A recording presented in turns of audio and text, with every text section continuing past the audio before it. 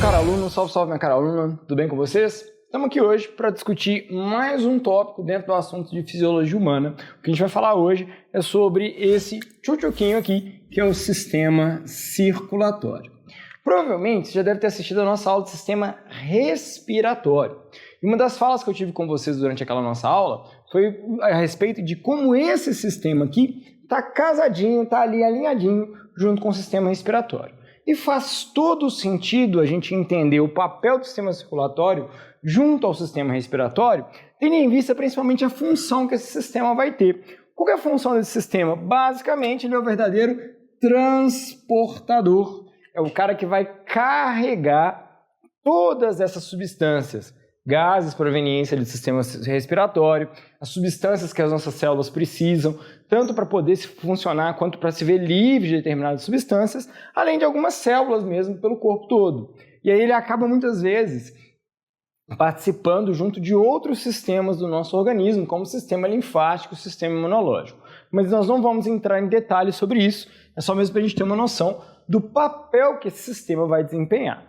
Um ponto positivo a respeito desse sistema, que facilita muito a nossa vida, é que quando a gente olha para a composição do sistema, a gente pode ser bem simplista para entender esse processo, para entender essa composição. Nós temos apenas 4 estruturas que compõem o sistema circulatório. Só 4, professor? Sim, só 4. Quais são as 4? As que estão aqui, ó. O coração, que é um músculo muito particular, cheio de características próprias, inclusive formado principalmente por um músculo que eu só encontro nele, que é o tecido estriado cardíaco, muito particular mesmo. As artérias, que por definição são aqueles vasos que levam sangue do coração para qualquer outra parte do corpo. As veias, que trazem sangue para o coração, e os capilares, que são vasos muito fininhos que vão viabilizar a troca de substâncias. Apenas essas 4 estruturas formam o sistema circulatório. É claro que dentro das artérias e das veias, nós vamos ter várias artérias e várias veias com nomes e algumas pouquíssimas particularidades.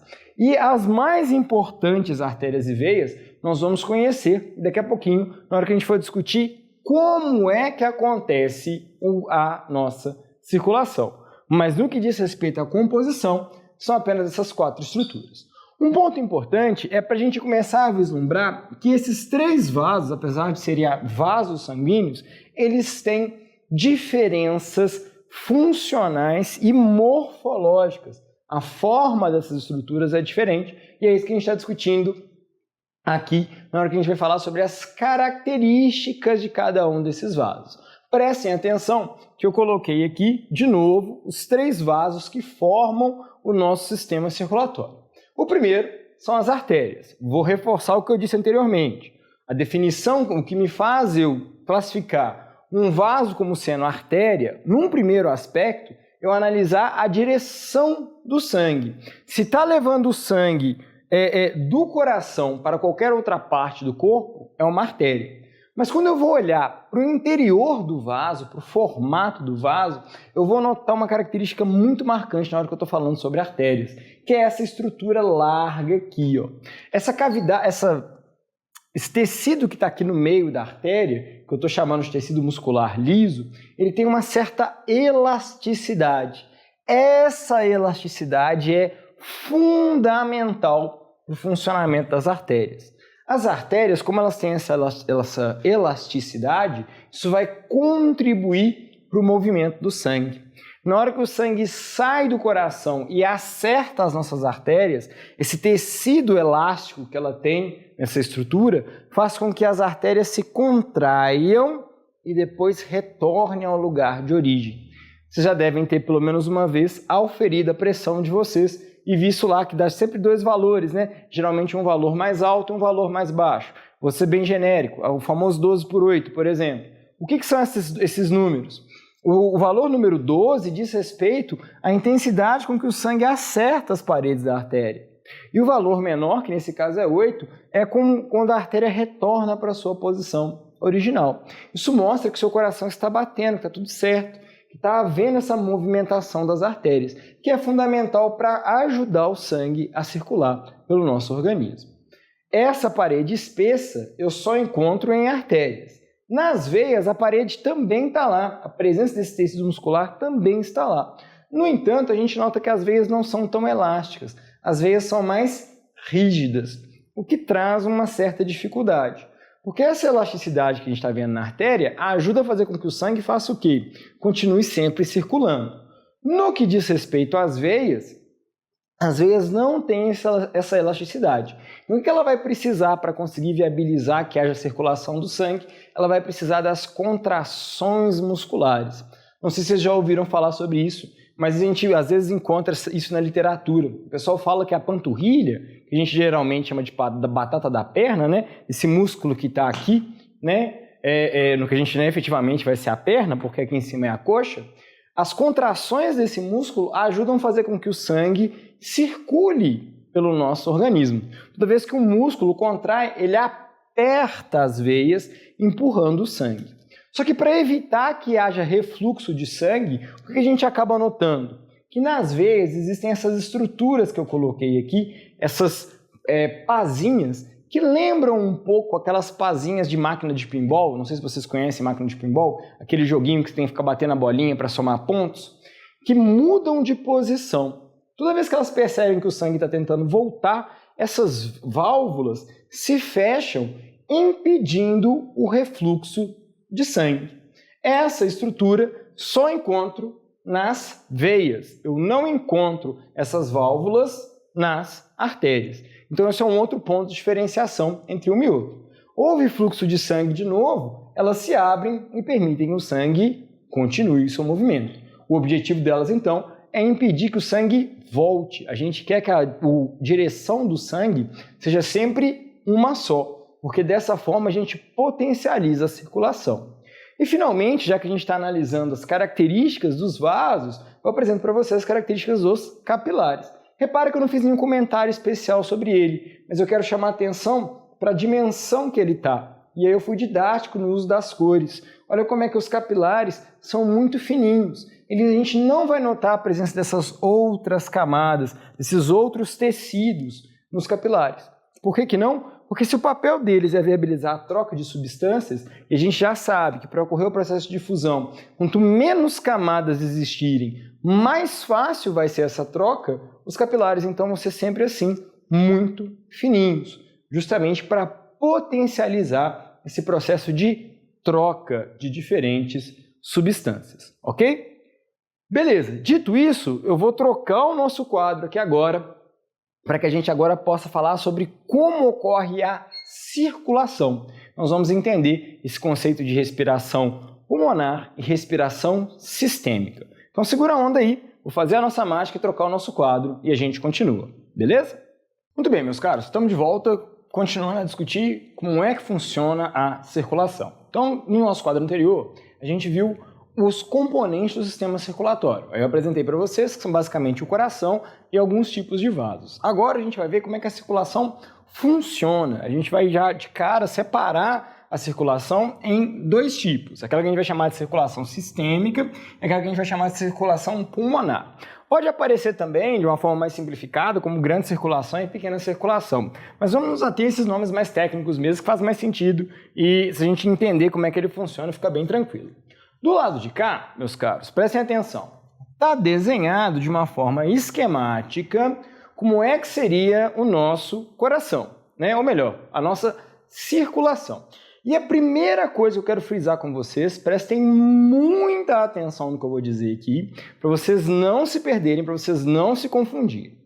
Toda vez que a gente vai estudar anatomia, meus caros, a gente sempre segue uma regra. Qual que é essa regra?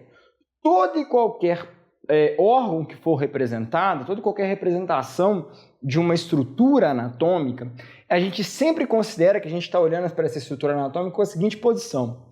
O organismo ele está de barriga para cima, tá certo? Com as mãos ao lado do corpo. Por que eu estou frisando isso muito para vocês? Prestem atenção. Na hora que vocês olham para esse desenho, vocês estão olhando aí de frente para esse desenho, esse lado de cá, olha, eu estou na mesma posição que vocês. é o lado direito. E esse lado de cá é o lado esquerdo. Mas olha aqui, turma, presta atenção. Não é assim que se estuda anatomia. A gente estuda anatomia desta forma. Então, esse lado de cá, onde está o sangue vermelho, é o lado esquerdo. E esse lado de cá, onde está o sangue azul, é o lado direito. Prestem muita atenção. Toda vez que vocês forem analisar um desenho de uma peça anatômica, está representando um órgão, o que for, lembrem-se sempre disso. A gente está sempre considerando que a peça está nessa posição, então está sempre o contrário do que você está vendo. Pode parecer simples demais, mas já vi muito aluno cometendo esse erro bem básico, e isso atrapalha a interpretação de uma questão e pode te colocar em maus lençóis, e você não quer errar a questão por causa disso. Beleza? Então esse lado de cá é o lado esquerdo, esse lado de cá é o lado direito. Aí repara, primeira coisa que eu já quero chamar a atenção, já coloquei aqui o nome dos principais vasos nesse nosso esquema, né? Coloquei aqui o pulmão, que é o nosso órgão de troca, a gente já viu como é que ele funciona lá na nossa aula do sistema respiratório. Coloquei aqui o corpo de uma forma genérica. É óbvio, né, meus caros, que é o corpo como um todo, então a gente tem vasos espalhados por todo o organismo. Dentro, tanto dos pulmões quanto do corpo, a gente iria encontrar quem? A gente iria encontrar aqueles que nós chamamos de capilares, que são aqueles vasinhos que a gente viu no nosso quadro passado, que efetivamente permitem a troca de substâncias, que permitem que a gente seja capaz de trocar gases, substâncias e por aí vai. Tanto aqui no corpo quanto no pulmão, nós vamos encontrar esses capilares, beleza? Ótimo. Para além disso, reparem, e eu quero chamar muita atenção nisso, eu comentei com vocês que a definição dos vasos era aqui. As veias levam sangue para o coração e as artérias levam sangue do coração. Tomem muito cuidado com isso, e eu fiz de propósito, usei as cores azuis e vermelhas aqui de propósito. Porque é muito comum também um aluno mais desatento, mais desavisado, ele olhar para veias e artérias e pensar numa outra associação que eu nem usei aqui nesse nosso esquema, que é o que a gente chama de sangue venoso e sangue arterial. Eu não costumo usar esse tipo de nome, mas é um nome que é vigente, que as pessoas acabam utilizando. Eu prefiro usar a denominação sangue oxigenado e sangue não oxigenado, que seria equivalente a quê?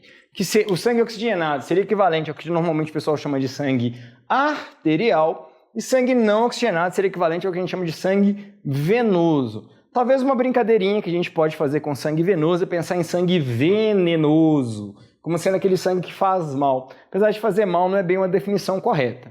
Mas eu prefiro não usar. Eu prefiro usar a denominação sangue oxigenado e sangue não oxigenado. É uma escolha minha. Se você achar melhor, usa arterial e venoso do mesmo jeito. As cores aqui já nos ajudam bastante. O sangue não oxigenado, como o nome sugere, vai ser um sangue com uma baixa concentração de oxigênio. Ó, atenção, percebe aqui, ó. O sangue não oxigenado passando dentro da veia cava, mas o sangue não oxigenado passando também dentro de quem? Da artéria pulmonar. Toma cuidado com isso, porque o aluno que pensa em chamar esse sangue de sangue arterial e sangue venoso, ele vem geralmente com aquela definição meio tosca, que sangue arterial só passa dentro de artéria e sangue venoso só passa dentro de veia. Só que não, olha aqui a artéria pulmonar provando que sangue venoso passa dentro de artéria. Volta para cá. O vermelho é oxigenado, é sangue arterial. Olha aqui o sangue oxigenado passando dentro da veia pulmonar e também passando dentro da artéria aorta. Ok? Beleza. Já esclarecemos então os nomes que a gente dá para o sangue e a gente vai entender agora como é que funciona o processo de circulação. Então nós temos aqui os principais vasos. Como o nome sugere, né, sistema circulatório, uma circulação é um círculo, eu posso começar de qualquer ponto de referência, o resultado que eu vou ter vai ser sempre o mesmo, tá ok? Beleza, vamos entender então esse processo, vamos entender como é que ele funciona então. Eu vou tomar como ponto de partida aquilo que a gente vai chamar de grande circulação ou circulação sistêmica, ok? Então eu vou começar aqui, ó, a partir desse ponto, ó, do ponto 3. Quem é meu ponto 3? Está aqui embaixo, ó, é o meu ventrículo esquerdo. Vamos falar sobre isso de uma vez? O nosso coração, o coração de mamíferos e também das aves e dos répteis crocodilianos, ele é um coração tetracavitário. Olha para o nome, tetracavitário, 4 cavidades. Essas 4 cavidades são distribuídas da seguinte forma. As cavidades superiores a gente chama de átrios, as cavidades inferiores a gente chama de ventrículos. Eu diferencio um do outro fazendo o quê? Pelo lado. Então, átrio esquerdo, ventrículo esquerdo, átrio direito, ventrículo direito. Beleza?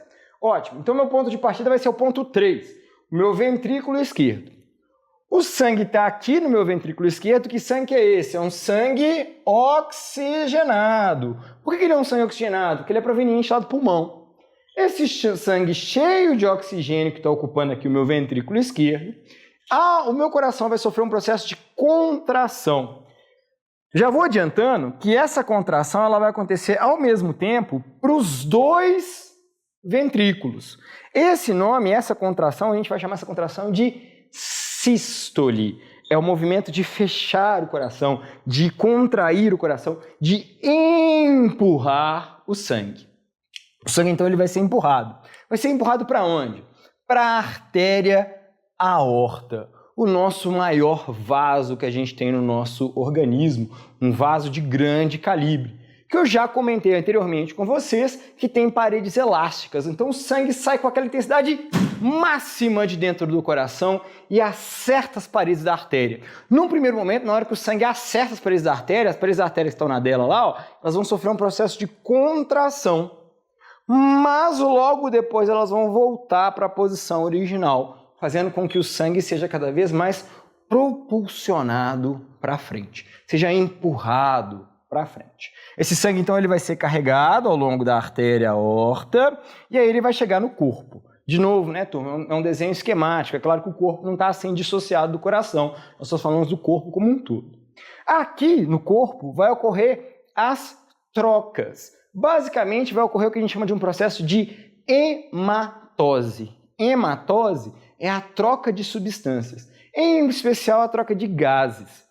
Então, esse sangue está rico em oxigênio, vai deixar esse oxigênio para as células do corpo, e a gente já sabe por quê. A gente precisa de oxigênio para produzir ATP em larga escala, para conseguir fazer o nosso organismo funcionar direitinho.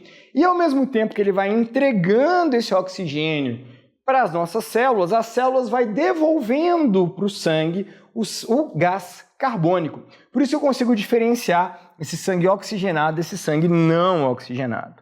Do corpo, então, esse sangue vai retornar ao coração por meio de quem? Por meio da minha veia, da veia cava, que vai trazer esse sangue de novo para aqui, para o número 1. Quem que é o número 1? É o átrio direito.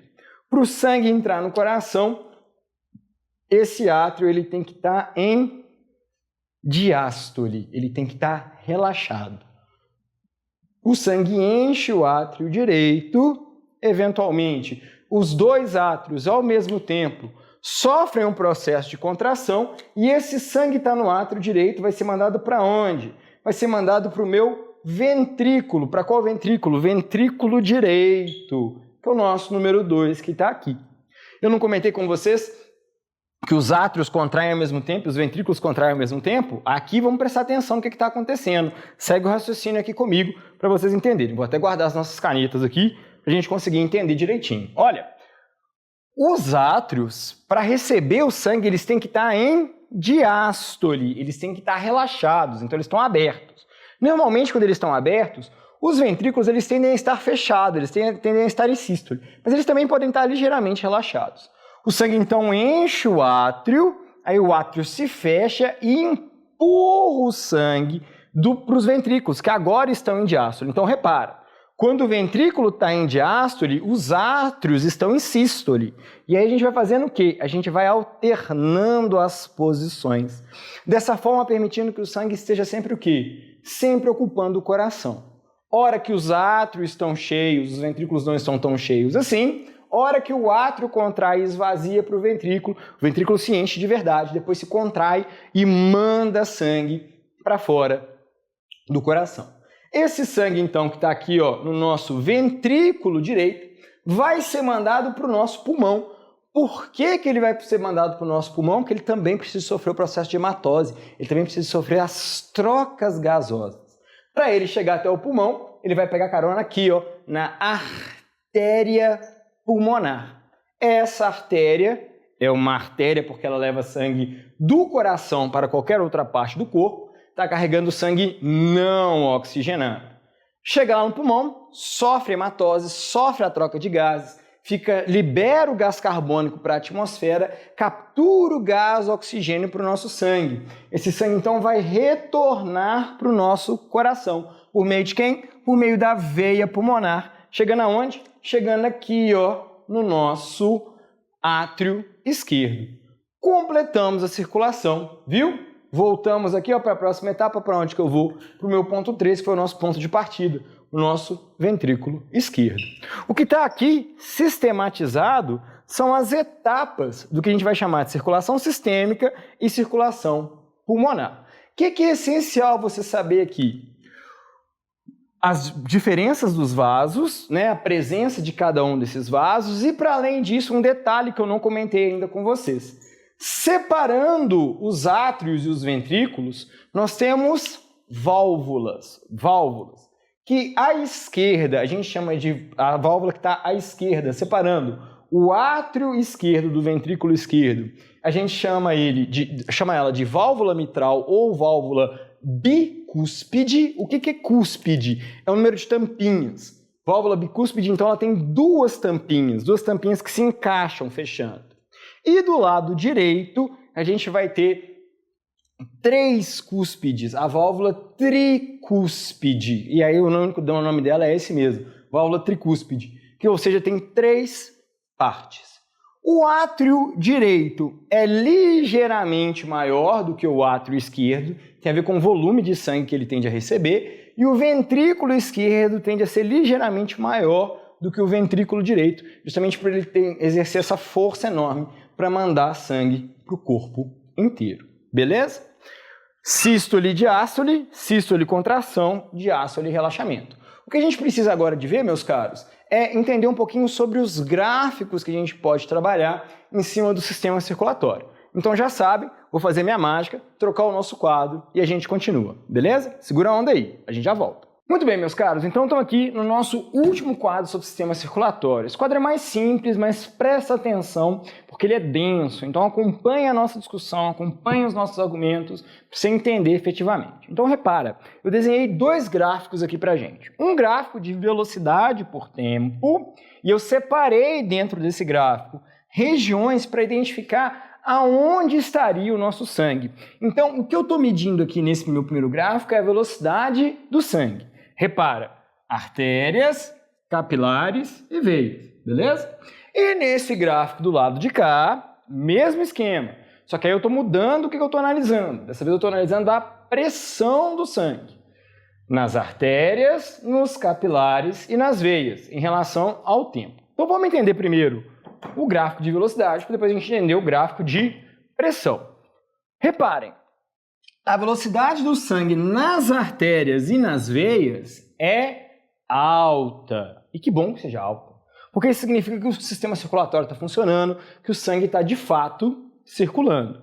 Mas chamo muita atenção aqui, meus caros, para a velocidade do sangue aqui, ó, nos capilares. Olha, presta atenção, segue o raciocínio.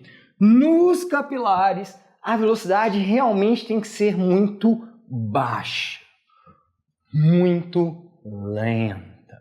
Por que a velocidade nos capilares tem que ser muito baixa, tem que ser muito lenta?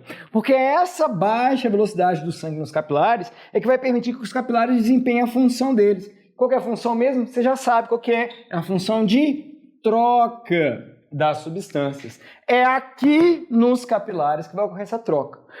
Se o sangue tivesse uma velocidade muito alta, essa troca ficaria debilitada. Então, essa baixa velocidade favorece a troca. Um dos fatores que contribuem para essa redução da velocidade é que a gente pode pensar que as artérias começam com um calibre grande, muito largas, então o sangue tem facilidade em se deslocar, mas gradativamente elas vão reduzindo o calibre, o que vai criando uma certa resistência nos vasos, fazendo com que haja uma redução na velocidade. A velocidade depois se recupera, e nós vamos voltar nisso daqui a pouquinho no gráfico de pressão, nós já comentamos lá no início da aula, tem a ver com o quê? Com as contrações musculares que vão permitir que o sangue volte a circular rapidamente, ok? Beleza? Ótimo, entendemos o gráfico de velocidade. Segue aqui agora para o gráfico de pressão. Repara, a pressão começa muito alta nas artérias. E por que ela começa muito alta nas artérias? Porque o sangue está chegando do coração dentro das artérias, então ele está chegando com vontade. Somado a isso, comentei com vocês que as artérias têm paredes elásticas, e por elas terem essas paredes elásticas, fica possível que elas contraiam de novo e mantenham essa pressão mais alta, contribuindo para essa manutenção dessa velocidade. No entanto, quando chega dentro dos capilares, eu tenho uma redução da pressão, que é acompanhada também de uma redução da velocidade.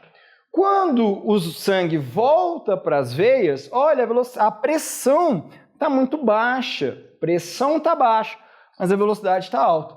Por que essa velocidade se recupera? De novo, as contrações musculares que permitem que o sangue continue se movimentando. Visualizem isso. Baixa velocidade na pressão, perdão, falei errado. Baixa pressão nos capilares para viabilizar a troca, baixa pressão nas veias, mas a velocidade não cai por conta das contrações musculares. O que você precisa de saber sobre isso tudo? Um ponto muito relevante. Para essa manutenção dessa velocidade alta aqui das veias, é fundamental que haja o quê? Que haja movimentação. Como é que você pode interpretar isso? Como é que isso pode aparecer numa avaliação para você? Você entender a importância de você não ficar muito tempo parado na mesma posição. Que você se levante, que você se movimente, justamente para estimular a circulação. Então, a cada 50 minutos, uma hora, é importante se você está sentado, é importante que você se levante, caminhe por alguns minutinhos, justamente para potencializar essa nossa circulação. Na nossa aula de tecido sanguíneo, eu vou explicar para vocês que um dos grandes riscos do sangue ficar parado é ocorrer um processo de coagulação. A gente não quer que ocorra essa coagulação, em hipótese alguma, porque isso significa o sangue perder a consistência, a viscosidade que a gente precisa que ele tenha. Ok? Então lembrem-se disso, a gente precisa de estimular, de estar se movimentando para estimular que haja a circulação. Na aula de hoje, então, a gente discutiu a composição do sistema circulatório, viu que é bem simples, são apenas 4 estruturas: coração, artéria, veias e capilares. Vimos como é que a circulação funciona: grande circulação, pequena circulação, ou circulação sistêmica, circulação pulmonar. Vimos também que o sangue arterial e sangue venoso, ou oxigenado e não oxigenado, passam em diferentes vasos, circula todo o nosso organismo. E, finalmente, vimos aqui também como é que a velocidade do sangue tende a se manter dentro das artérias e das veias, mas é baixa nos capilares, e que a pressão oscila à medida que a gente passa pelos diferentes vasos. Ok? Então, por hoje é só, fiquem bem, tudo de bom para vocês e até a nossa próxima aula. Falou, galera!